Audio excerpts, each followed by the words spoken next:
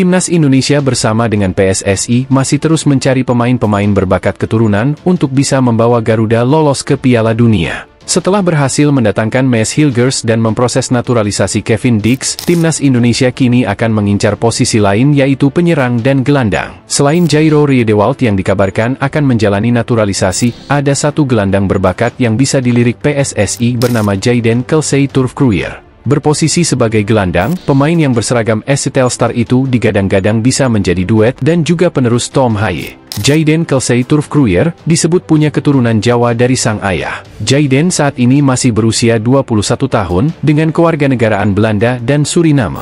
Karirnya bersama SC Telstar dimulai sejak November 2022 lalu. Berposisi sebagai gelandang, Jayden juga dapat ditempatkan sebagai gelandang kanan dengan kaki dominan sebelah kiri. Karena potensi yang dimilikinya, Jayden Kelsey masuk dalam daftar timnas Suriname. Namun sampai saat ini ia belum mencatatkan debut internasional. Hal ini membuka peluang sangat besar bagi PSSI jika berminat menaturalisasi sang pemain. Jayden Kelsey termasuk dalam daftar pemain keturunan Indonesia di Liga Profesional. Namanya masih dinilai eligible untuk dinaturalisasi karena belum memiliki caps bersama timnas Suriname di semua kelompok umur. Menarik dipantau lebih lanjut progres sang pemain di level klub dan jika menjanjikan maka PSSI bisa bertindak. Selain untuk mengantisipasi sang pemain berharap dipanggil timnas Belanda, PSSI tentu harus memiliki langkah tepat dalam hal itu.